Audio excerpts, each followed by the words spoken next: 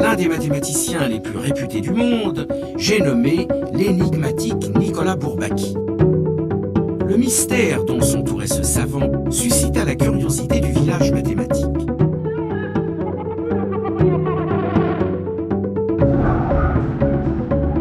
Un nombre premier.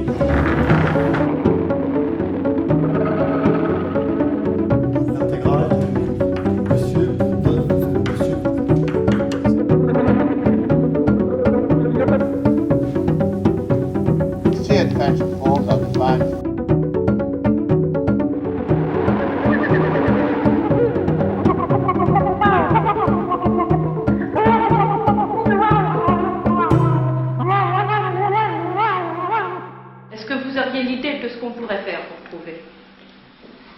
On commence. Bon, il y a des pièces rouges. On va les mettre toutes là-dedans, les pièces rouges. On met une petite étiquette. On met une petite étiquette. On met que les pièces rouges. Hein. J'ai toujours détesté les maths. Et puis, j'ai rencontré des mathématiciens. Voilà, on va lui mettre une petite étiquette aussi.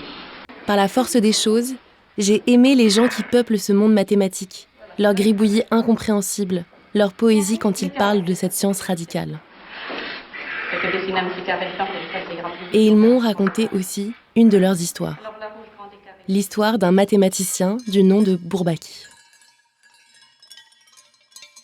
Autant vous mettre tout de suite dans la confidence. Nicolas Bourbaki est le nom d'un savant imaginaire. Un homme de paille, un pseudonyme créé en 1935. Il fait partie des mythes et des légendes de la communauté mathématique.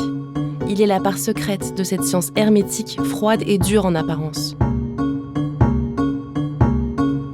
Son nom sert de bannière à un mouvement intellectuel, avant-gardiste et révolutionnaire, voulant refonder les mathématiques dans une langue pure, rigoureuse et abstraite.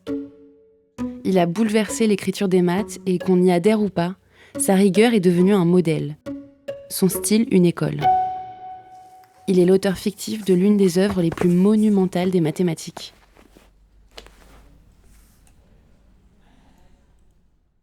Je pense que depuis que je fais des études de maths, j'ai entendu parler de Bourbaki. Un peu comme dans une famille, on a toujours entendu parler d'un personnage un peu ancien. J'ai jamais eu de rencontre avec Bourbaki, mais avec l'œuvre de Bourbaki.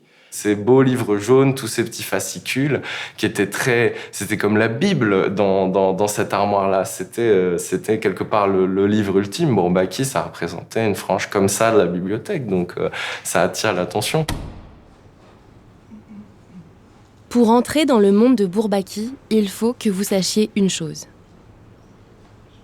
Les mathématiques qu'il pratique sont dites fondamentales. Dans le sens où elles ne servent pas à construire des ponts ou des fusées. Elles restent éloignées de toute application pratique. C'est assez contre-intuitif. Il faut accepter de faire un pas de côté dans notre vision utilitariste des sciences.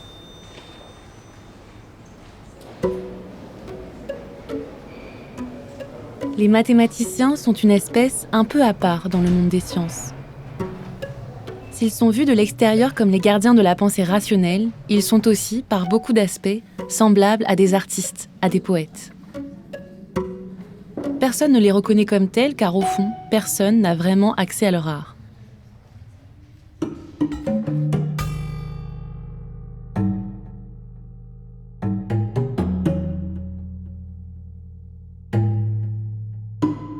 Qu'est-ce qu'un mathématicien pour toi ?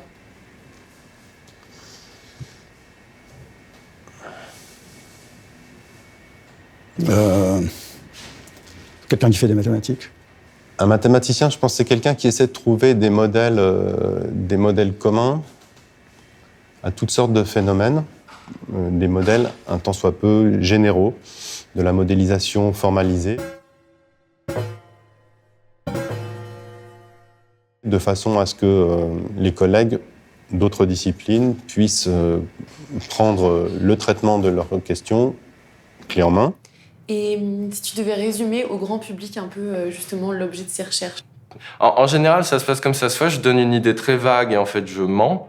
C'est-à-dire quand je commence à employer les mots de cryptographie ou de choses comme ça, c'est très très douteux parce que c'est absolument pas ce que je fais. Soit je ne mens pas et en général ça prend 1 heure où à la fin la situation sociale s'est extrêmement dégradée. Can you briefly introduce yourself and your research? Yes, so my name is Emily Reel, and I work on category theory and homotopy type theory. Alors, je travaille sur la théorie des représentations de groupes, des groupes de Lie, et on peut dire que c'est l'étude de la symétrie en mathématiques, et disons l'étude de la symétrie quand elle fait des choses. Right. Yeah, I mean, it is kind of the big tragedy of mathematics and maybe the tragedy of being a mathematician, sort of how difficult our work is to describe to, folks who aren't in the community. I think a lot of mathematics is really part of the human cultural legacy, but it's as if you have a wonderful museum full of paintings and sculptures and then sort of lock the doors and keep it out. Or maybe put the museum in a kind of very remote island, and if somebody does the work to get there, then they can go view the art, but otherwise they can't.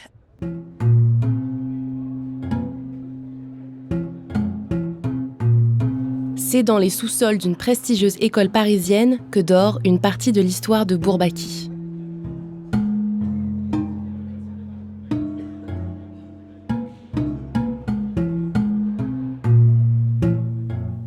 Des kilomètres d'archives sont conservés ici. Manuscrits, notes de travail, correspondances, comptes rendus. Mais alors, qui se cache derrière ce pseudonyme ? Quel est le sens de cette signature fictive ?